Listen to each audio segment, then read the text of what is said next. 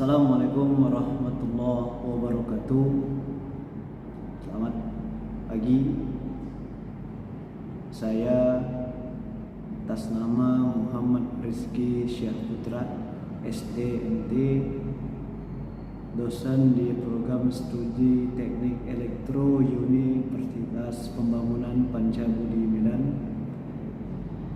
Di sini saya mengampu mata kuliah Sistem Kendali Nirkabel, di mana mata kuliah ini adalah mata kuliah pokok, mata kuliah wajib bagi mahasiswa yang sudah menduduki semester 6. Dari mata kuliah ini, capaian pembelajaran di mata kuliah Sistem Kendali Nirkabel yang pertama yaitu bertakwa kepada Tuhan Yang Maha Esa dan menjunjung tinggi nilai kemanusiaan berdasarkan agama, moral, etika, dan sikap profesional dalam menjalankan tugas sebagai sarjana teknik elektro serta taat kepada aturan hukum yang berlaku.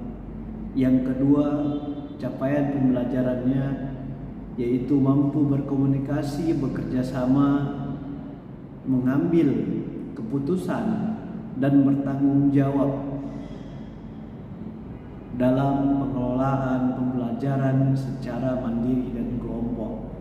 Yang ketiga, mampu melakukan eksperimen, menyusun hasil karya dan hasil kinerja kajian secara signifikan dalam bentuk tulisan, mendokumentasikan, menyimpan, mengamankan, dan menemukan kembali data untuk menjamin kesahihan, dan mencegah plagiarisme dan mengunggah dalam laman perguruan tinggi.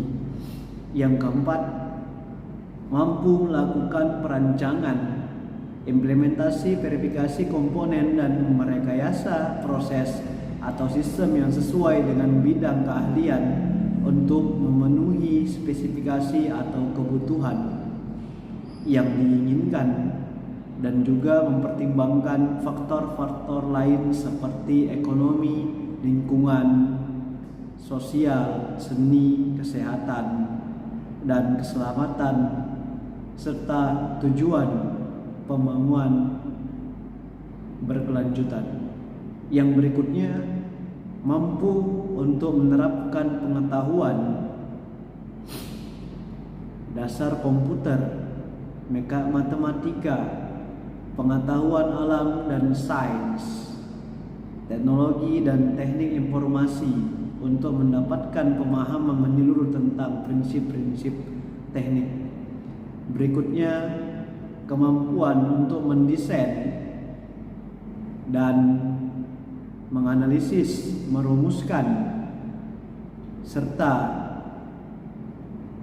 menyelenggarakan eksperimen laboratorium lapangan untuk memenuhi kebutuhan yang diharapkan untuk mengenali dan atau memanfaatkan potensi sumber daya lokal dan nasional dengan wawasan global.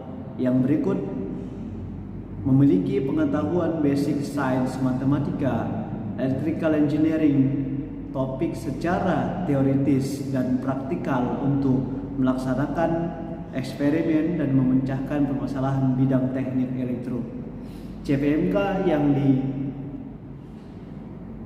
dimasukkan ataupun yang dihasilkan bagi mahasiswa yaitu mampu menjelaskan konsep teknologi sistem komunikasi nirkabel atau tanpa kabel, baik yang bergerak maupun yang tetap, mampu mendesain konsep layanan sistem seluler, mampu menggunakan model propagasi yang relevan dalam sistem komunikasi seluler dan mensimulasikan, serta mampu menganalisis kinerja sistem komunikasi nirkabel. CPMK capai pembelajaran mata kuliah yang pertama yaitu mampu menjelaskan konsep teknologi sistem komunikasi nirkabel atau tanpa kabel baik yang bergerak maupun yang tetap, mampu mendesain konsep layanan sistem seluler. Yang kedua, mampu menggunakan model propagasi yang relevan dan menganalisis permasalahan dalam sistem komunikasi seluler dan mensimulasikan serta mampu menganalisis kinerja sistem komunikasi nirkabel. Mahasiswa mampu mengerjakan tugas yang diberikan secara kelompok dan membagi porsi tugas kepada masing-masing anggota kelompok secara baik dan berhasil memaparkan tugas dalam diskusi. Yang berikutnya, mahasiswa mampu melakukan praktek sistem komunikasi nirkabel di laboratorium. Mahasiswa mampu menganalisis rangkaian sistem komunikasi nirkabel dengan matematika. Mahasiswa mampu mensimulasikan analisis rangkaian sistem komunikasi nirkabel dengan menggunakan software komputer. Mahasiswa mampu mendesain rangkaian sendiri dan melakukan perhitungan modifikasi sesuai dengan bidang minat yang ingin dikembangkan. Selanjutnya, mahasiswa mampu mengkreasikan sistem kendali nirkabel dengan memperhatikan perhitungan kebutuhan daya sistem listrik dan kebutuhan daya listrik dan penghematan energi. Berikutnya, mahasiswa mampu menghasilkan hasil rancangan sistem kendali nirkabel untuk operasional sistem ketenagalistrikan smart grid. Nah, subtema dari mata kuliah sistem kendali nirkabel itu mahasiswa di akhir-akhir kemampuan tiap tahapan belajar setiap pertemuan itu, yang pertama, mahasiswa mampu memahami pengenalan teknologi nirkabel. Yang kedua, mampu memahami standar dan regulasi yang berlaku pada teknologi nirkabel. Yang ketiga, mampu memahami spektrum frekuensi dan modulasi dan perhitungan matematika. Yang keempat, mampu memahami pengenalan dasar sistem seluler dan routing dalam jaringan nirkabel dengan teknologi informasi. Dan berikutnya, mampu memahami konsep cakupan layanan dan parameter kualitas kinerja pada teknologi wireless serta analisis matematikanya. Yang berikutnya, mampu memahami perhitungan interferensi dan handoff dengan analisis matematika. Dan berikutnya, mampu memahami fading model propagasi pada sistem nirkabel dan analisis secara matematika. Dan berikutnya, mampu memahami radio sistem desain trafik, satelit dan space communication. Dan yang berikutnya, mampu merancang simulasi dan analisis sistem nirkabel dengan software komputer. Dan berikutnya, mampu menerapkan penerapan teknologi 3G dan LTE dalam praktikum. Untuk tugas yang diberikan pagi semuanya. Di mata kuliah hari ini kita akan membahas tentang sistem distribusi nirkabel. Tapi sebelum kita mulai materi, alangkah baiknya kita berdoa dulu dimulai.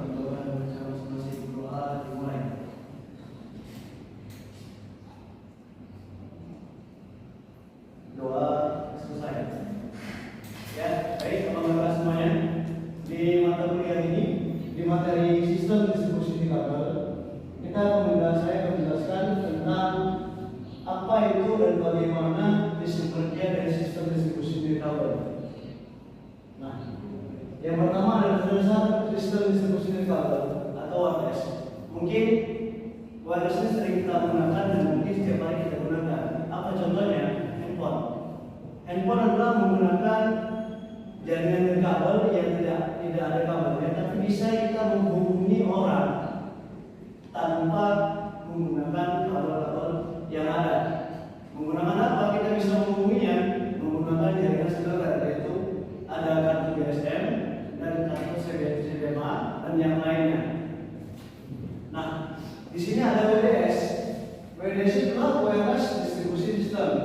Nah, jadi WDS ini adalah sebuah sistem yang digunakan untuk memperluas jangkauan jaringan wireless dengan menggunakan dua atau lebih access point. Mungkin orang-orang data sudah sering menggunakan yang namanya access point.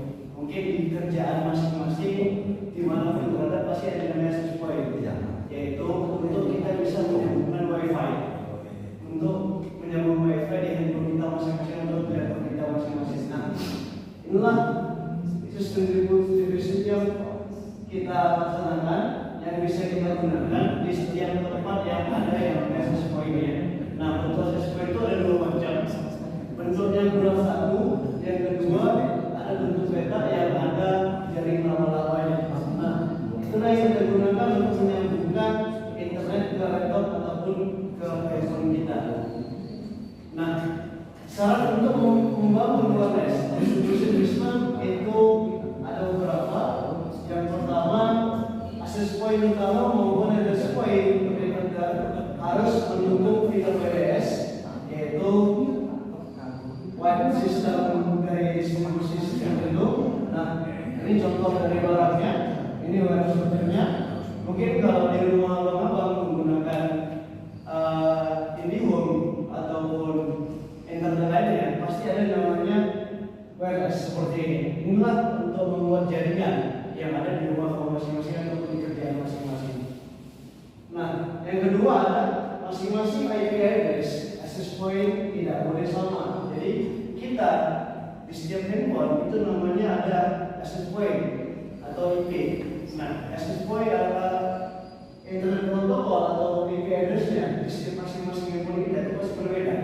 Kenapa? Kalau sama handphone abang dengan handphone saya sama IP-nya, mungkin handphone abang bisa saya ubah.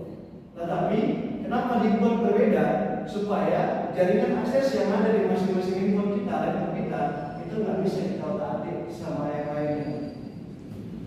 Yang ketiga ada sebagian besar automatic access point yang didukung dalam WDS adalah web 64/128 bit dan semua access point yang terlibat dalam satu koneksi harus menggunakan metode SPC atau automatic yang sama. Nah, jadi macam handphone yang kita pakai, kecepatan, kualitas, sistem itu ada space masing-masing.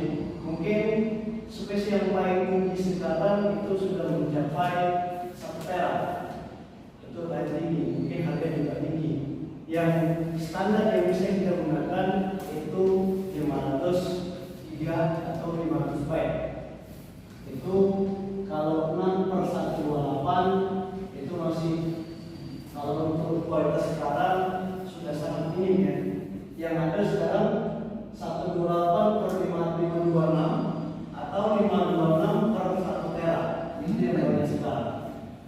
Yang berikutnya, yang keempat, ada channel radio yang digunakan harus sama. Contoh channel 10. Nah, secara langsung di handphone kita ada yang namanya channel radio.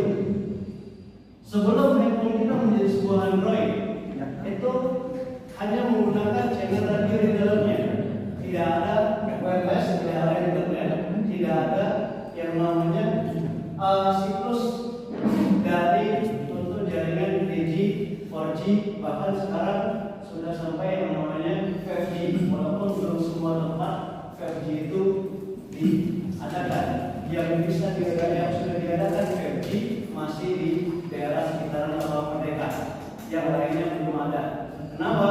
Karena perangkat 5G ini sangat tinggi harganya dibandingkan dengan 3G ataupun 4G. Makanya kalau ada abang kakak yang memberitahu internet paket bahwa saya sudah berkulasi 4G, 5G, itu kalau saya sudah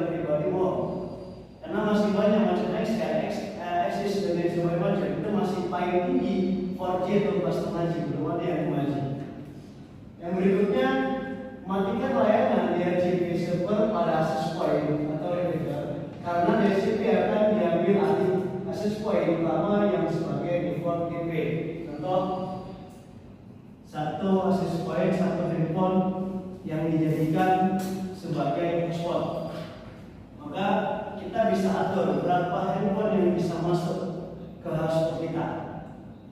Kalau kita hanya ingin saat hotspot kita hanya 2 handphone yang masuk, kita bisa atur handphone kita hanya 2 user yang boleh masuk kepada handphone kita sendiri. Tapi kalau boleh lebih, boleh 5 atau yang lainnya, itu bisa kita atur juga sesuai kecepatannya. Berapa mau kita kasih mereka kecepatan pengguna untuk hotspotnya, itu bisa kita atur handphone kita masing-masing. Nah, ada macam-macam sistem distribusi nirkabel. Yang pertama ada wireless bed, di mana access point atau WDS hanya berkomunikasi satu sama lain atau sesama access point dan tidak mengizinkan stasiun atau STA untuk mengaksesnya. Yang kedua, wireless repeater, di mana access point saling berkomunikasi satu sama lain dan mengizinkan stasiun atau STA untuk mengakses mereka. Yang ketiga ada WDS router. Nah, WDS router ini sering kita gunakan di kantor. Jadi kita di kantor menggunakan beberapa komputer. Internet yang dipakai di komputer tersebut itu menggunakan satu router yang dibagi menggunakan kabelan. Kabelan itu kita colokkan ke masing-masing komputer di belakang komputernya, bersumber di satu akses point ataupun di satu router. Nah, inilah yang bekerja bisa mengirimkan internet di komputer kita masing-masing. Inilah yang bekerja cepat atau lambatnya internet yang kita gunakan di komputer masing-masing. Kalau dari internetnya, dari pusat internet yang tidak dipakai kantor kita itu tinggi, maka 1000 ataupun 100 komputer yang kita gunakan itu tidak dead ataupun tidak lambat. Tapi kalau internet, kuota internetnya yang sedikit ataupun tidak banyak yang diberikan kantor kita kepada kita, maka 110 komputer pun nggak mampu untuk menjalankannya. Oke, berikutnya ada fungsinya, yaitu sebagai access point. Yang kedua, router juga memiliki fungsi sebagai gateway atau gerbang penghubung dari satu jaringan ke jaringan lainnya. Yang ketiga dari repeater. Nah, ini contoh repeater barangnya.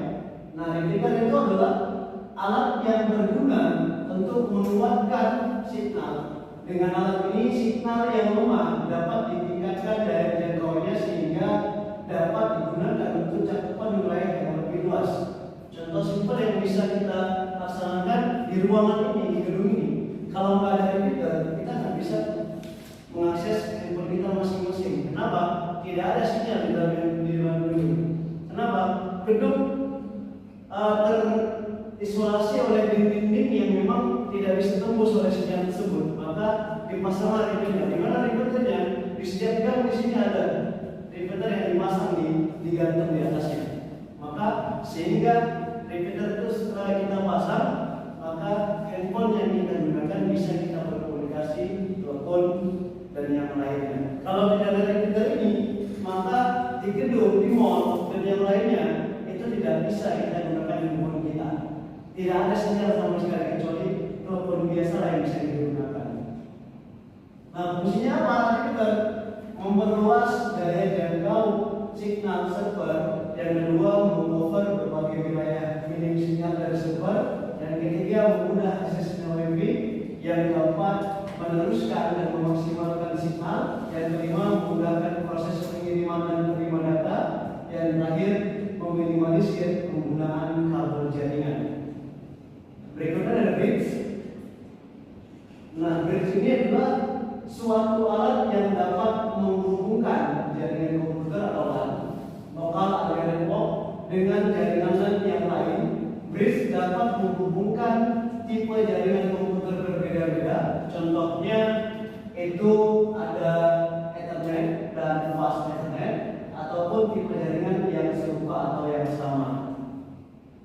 Maksudnya apa? Brief dapat berfungsi menghubungkan dua buah jaringan kabelan yang sejenis. Yang kedua, brief juga dapat menghubungkan beberapa jaringan komputer yang terpisah. Yang ketiga, brief dapat berfungsi sebagai router pada jaringan komputer yang lainnya.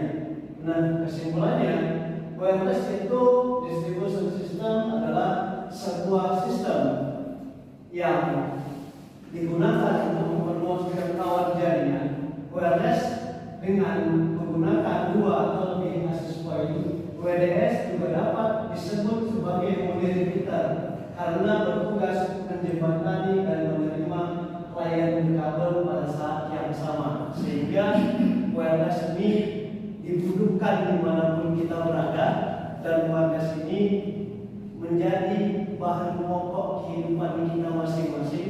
Kalau orang dulu yang namanya nggak makan mati, kalau sekarang orang nggak punya handphone mati. Kenapa? Handphone sudah jadi kebutuhan pokok yang paling utama pada manusia, sehingga nggak ada satu hari yang handphone mungkin bisa gila. Dan dikala kita tidak memegang handphone 1 menit aja, mungkin sudah tak kemana-mana pikiran kita. Nah, jadi untuk wireless ini, yang namanya jaringan internet itu bakal berkembang sedemikian rupa. Kalau sekarang di Indonesia sudah 5G, mungkin di Jepang sudah 7G, di Jerman sudah mencapai 8G, dan kita bakal menyusul ke 6, 7, dan 8. Tapi jangka waktu yang sangat panjang nanti untuk menyusul di situ. Kenapa? Untuk menerapkan seluruh di Indonesia menggunakan 5G aja sangat susah. Di Medan aja masih seputaran nama mereka, itu pun hanya di seputaran nama mereka saja. Lewat sedikit misalnya kita nggak dapat lagi. Makanya kalau kita orang yang dibilang anak kekinian, anak zaman sekarang, kita ikuti semua perkembangan handphone, tidak akan bisa kita ikuti. Mungkin untuk sampai sini materi yang saya sampaikan. Bagi orang yang mau bertanya, saya persilakan. Silakan, Pak. Tadi kita membahas terkait jaringan kabel. Iya. Jadi tadi mungkin dilangsungkan. Bisa nggak ditambahkan apa sih kegunaan jaringan kabel? Oke, Makasih pertanyaannya. Kegunaan jaringan kabel secara spesifik banyak digunakan dimanapun kita berada. Jadi kegunaannya itu banyak. Tetapi banyak kegunaan jaringan kabel ini digunakan untuk yang negatif. Contohnya apa? Kita contoh sebuah perusahaan yang bergerak di jaringan, yaitu Kominfo. Kominfo sudah menerapkan pada seluruh masyarakat untuk memblokir situs-situs yang tidak jelas. Tapi apa daya? Banyak hacker-hacker yang bisa membobol situs-situs yang tidak benar, sehingga dia bisa mengkonsumsi sendiri, bahkan memberikan kepada anak yang lainnya. Jadi jaringan kabel ini sangat banyak dibutuhkan dan sangat banyak manfaatnya bagi kita. Itu. Silakan, Bang. Ada lagi? Silakan.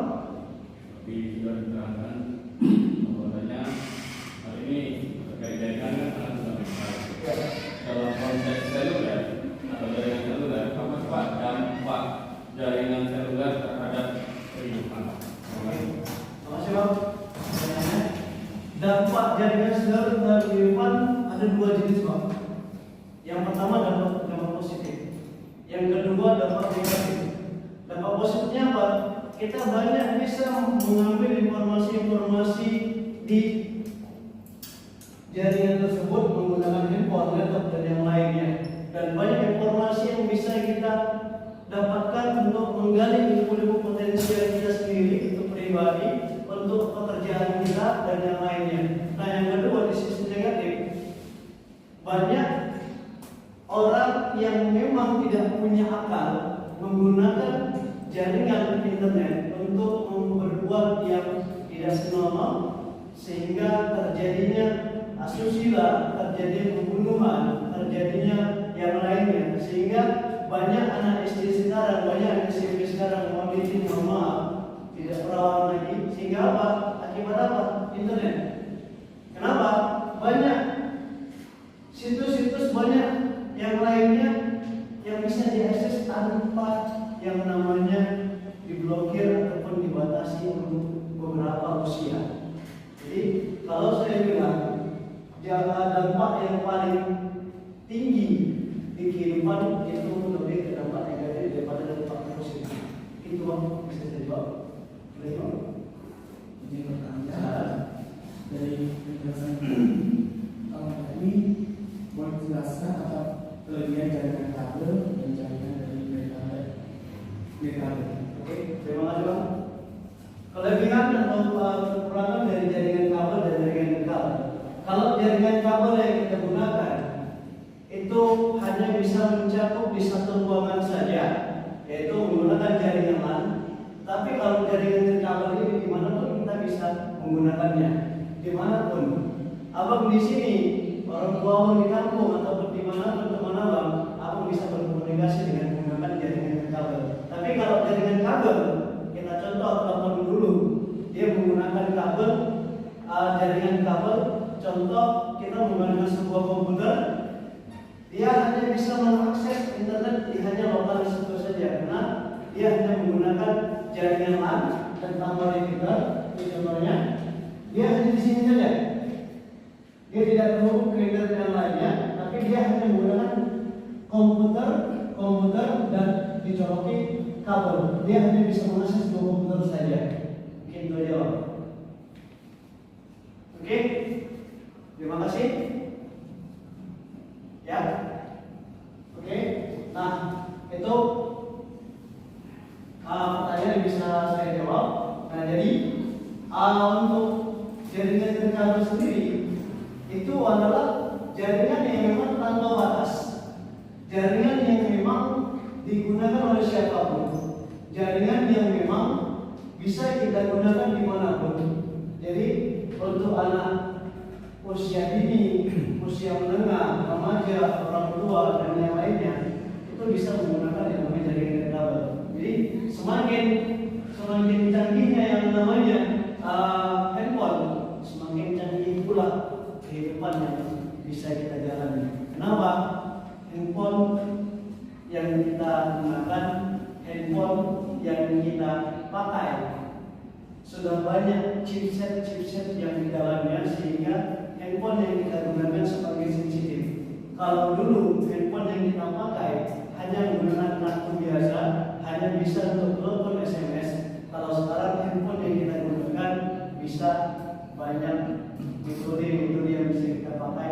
Bahkan untuk segi pembelajaran pun dari handphone itu bisa kita gunakan dan yang lainnya. Sehingga kecanggihan handphone ini, kecanggihan laptop sekarang menggunakan akses internet, menggunakan yang namanya jaringan wireless, itu sangat dibutuhkan dimanapun kita berada. Nah, jadi oke, kita sedikit kembali ke siklus dari internetnya. Nah, mungkin selama ini kita gunakan adalah komputer. Kita hanya tahu pemakaian komputer saja, tetapi kita tidak tahu bagaimana sumber internet itu datang. Jadi di sebuah kantor pasti ada yang namanya modem, dan di modem itu ditambahkan yang namanya router ataupun wireless. Nah, dari wireless itulah untuk menyambungkan kabel ke komputer masing-masing. Nah, dari wireless ini bisa dua fungsi. Ada wireless yang bisa menggunakan kabel langsung masuk ke komputer. Nah, akses internetnya itu lebih kencang daripada wireless yang menggunakan dari kabel kepada handphone ataupun smartphone yang lainnya. Kenapa? Kalau di kantor atau di perusahaan, jaringan dari kabel yang tidak menggunakan kabel itu bakal dibatasi oleh perusahaan. Tapi kalau emang dia langsung dari kabel ke komputer, itu pasti lebih cepat daripada yang biasa.